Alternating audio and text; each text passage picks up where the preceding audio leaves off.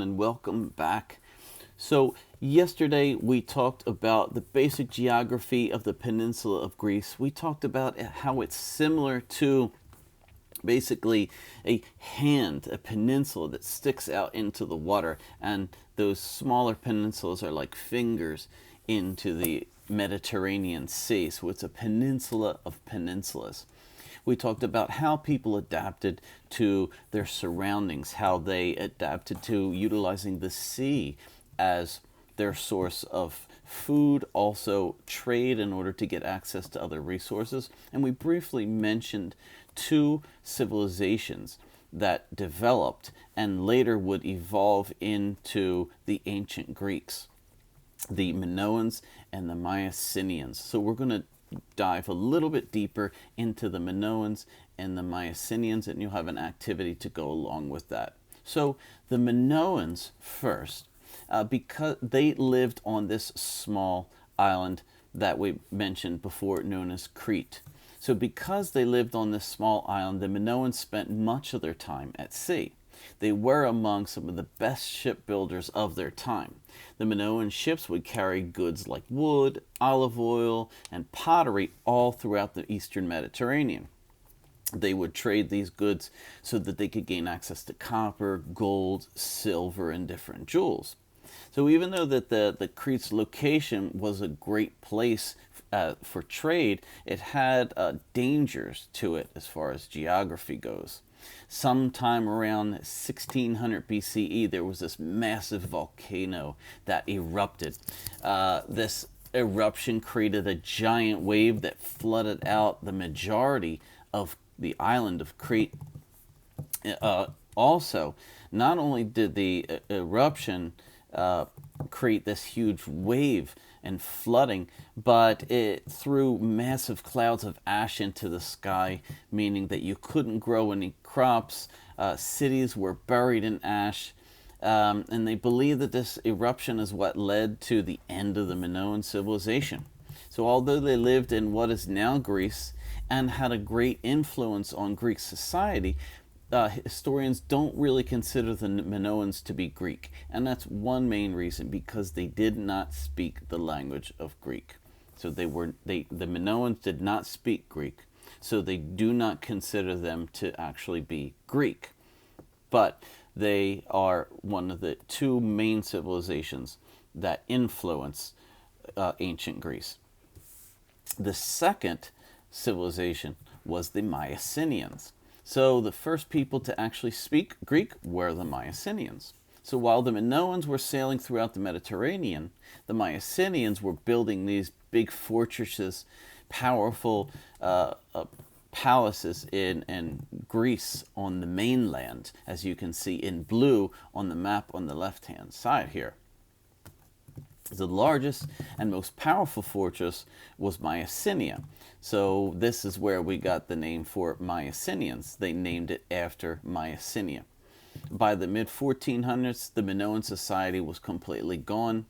The decline of this Minoan society allowed the Mycenaeans to take over the island of Crete and become the major traders all throughout the eastern Mediterranean. So they took over trade throughout the Mediterranean.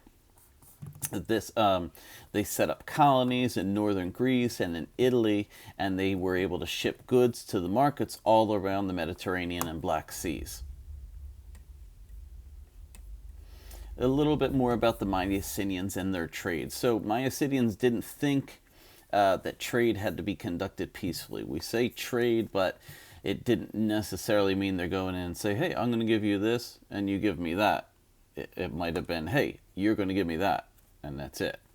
They often attacked these other kingdoms. Some historians think the Mycenaeans actually attacked the city of Troy right up here. So you might be a little bit familiar with that.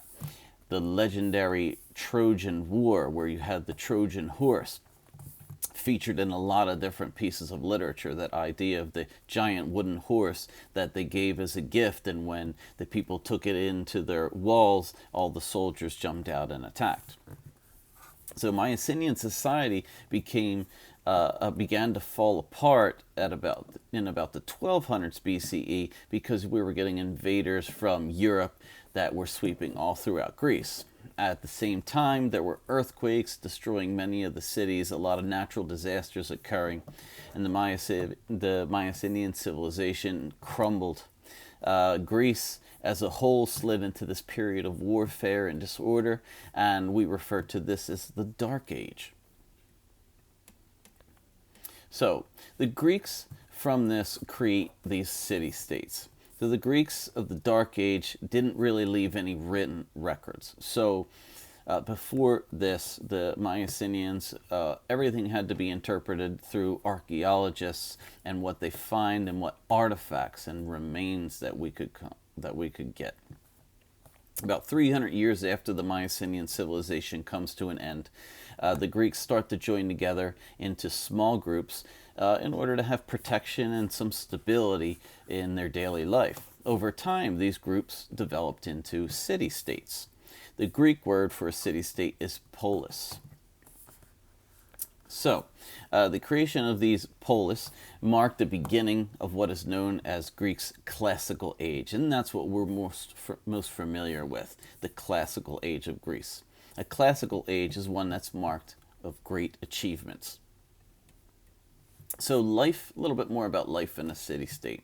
So a Greek city was usually built around one strong fortress. This fortress was called an acropolis, and it usually stood on top of a very high hill so that you could see out, and also you would be able to see your attackers better than they could see you.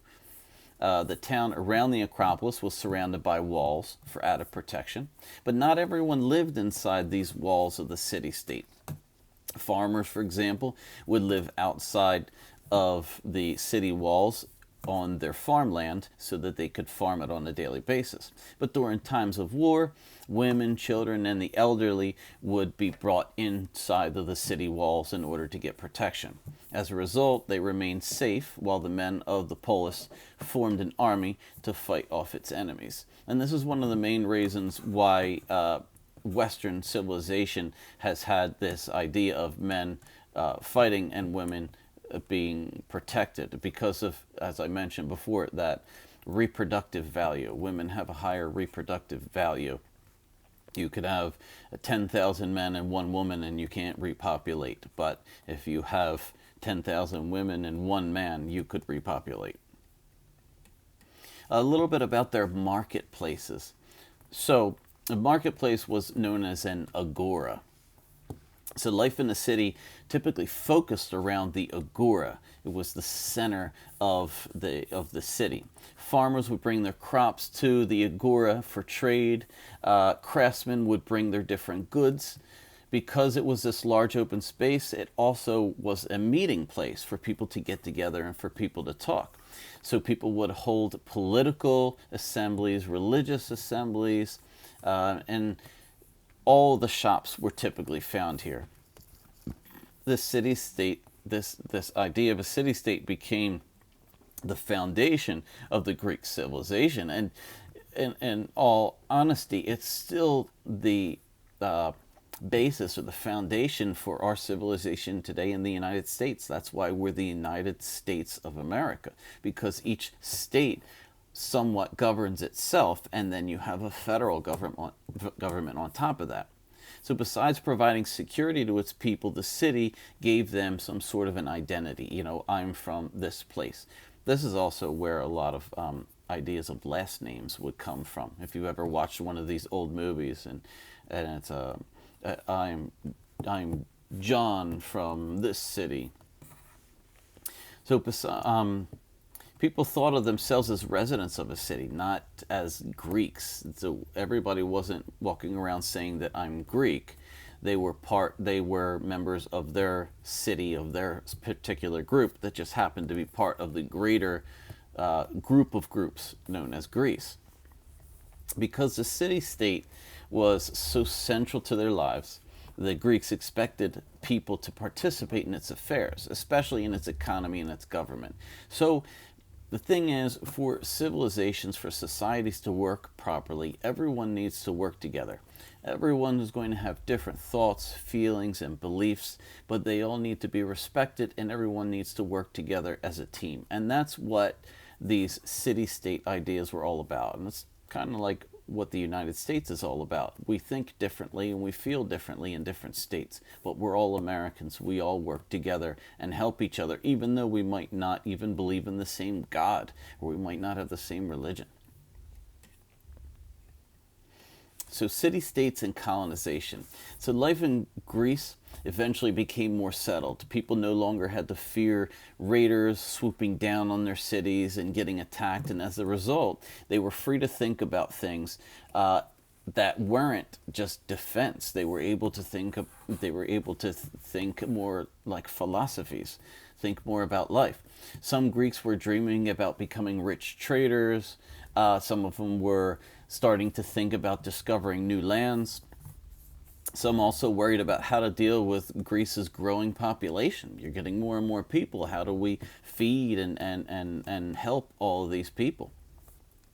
Despite the different reasons, most felt the Greeks should establish colonies. So most of them were in agreement that they needed to establish different colonies throughout the area. They needed to spread out more. So before long, groups from city-states around Greece began to set up colonies in distant lands. After they were set up, the Greek colonies became independent, and each colony became a new polis. So in fact, some cities that began as colonies began to create colonies of their own. So these colonies are becoming successful, and the people are going out of these colonies in order to set up new colonies because it's already established. Eventually, Greek colonies spread all around the Mediterranean and Black Seas, and many big cities around the Mediterranean today started out as Greek colonies. Among them is Istanbul, which used to be Constantinople, Marseille in France, and even Naples, Italy. Last slide. So patterns of trade.